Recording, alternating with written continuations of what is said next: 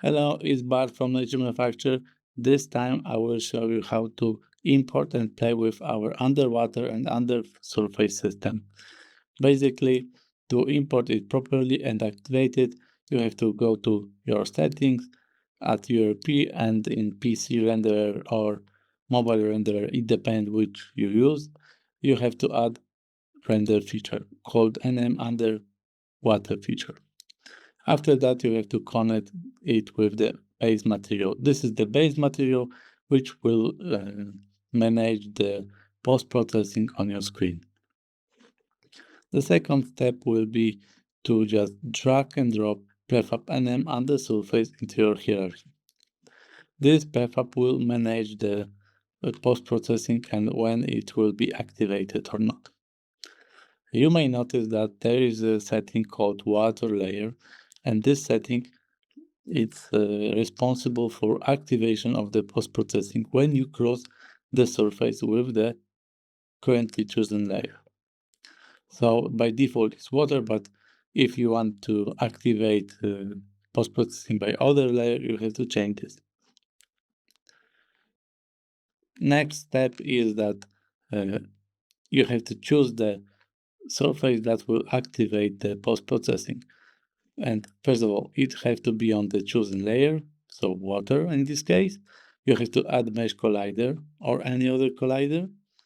And you have to add underwater material data because we are to use multiple materials and multiple shaders on your screen. And while this base material will be always on your screen, but it will get the shader and the values from the materials from each surface that you cross. It means that if you will cross this green surface and move to the blue one, material will be, the post-processing material will be changed, interpolated into new post-processing area. So remember that you have to add this material to the underwater materials script. Okay, next step. Let's maybe click play to explain another steps.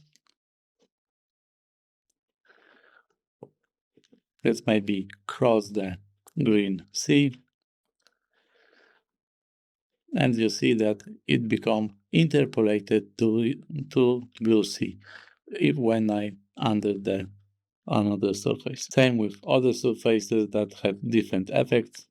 So now we could talk about the materials that you cross and their back faces and proper rendering when you cross the surface. So what is important when you are under surface and you want to render post-processing?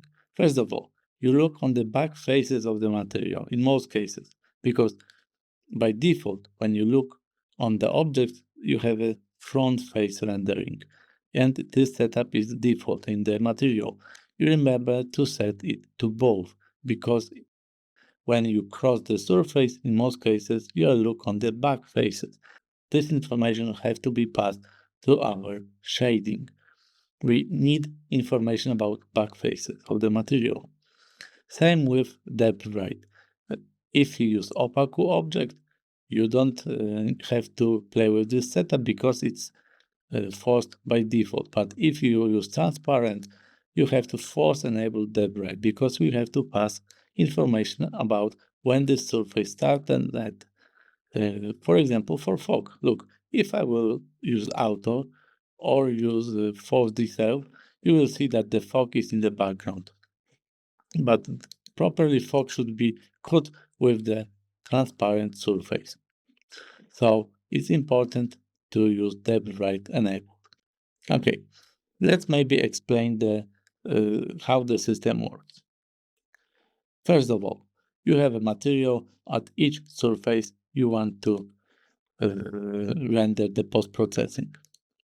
And you have a material change speed, which is responsible for the blending between the surfaces. So if you move from green to blue or blue to green, it takes the material change speed to interpolate the values on the shaders, right? So the colors and so on.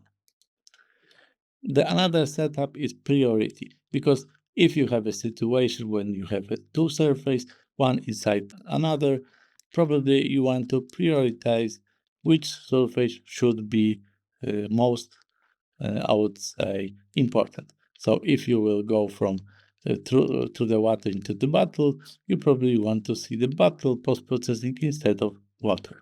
So that's why you have a priority option if you are in both objects, which is most important. From the other important information about the system, if you click on the prefab and Undersurface, you will notice that there is a generate mask texture and water depth camera script. Both scripts are responsible for the resolution of the effect. The first depth mask size is about the waterline effect, and it's up to you how many pixels you want to spend on it. If the water or surface have pretty flat and regular shape, you probably could use lower resolution. If you work, for example, with tessellated materials, which have a very big density of triangles and you have to follow this shape, you probably should increase or hold this resolution as you see here. The other texture you may notice that there is a depth texture size. It's responsible for the depth buffer effects. And to be honest, the buffer doesn't have to be high resolution. You could keep it very low because basically it's useful for fog, and fog don't have to be super high resolution and follow every object very, I would say, correctly. So you could keep this depth texture size very low. There is a max depth value which is responsible for how far we detect the surface that you are under. If you will, for example, set 30 and go below 30 meters from the surface, simply Effect will turn it off. And yeah, from this settings is all. There are other settings like waterline blur size and droplet max decay, and of course the information that you pass to the shaders, but they will be on the tutorial about the shaders directly. Okay, I think it's all about this import tutorial. Let's meet on the tutorial about the shaders and how to build own shader, how to pass our output to your own shader if you write them by hand. And of course, I will show you some shaders that are currently built by us and you could use them in your application.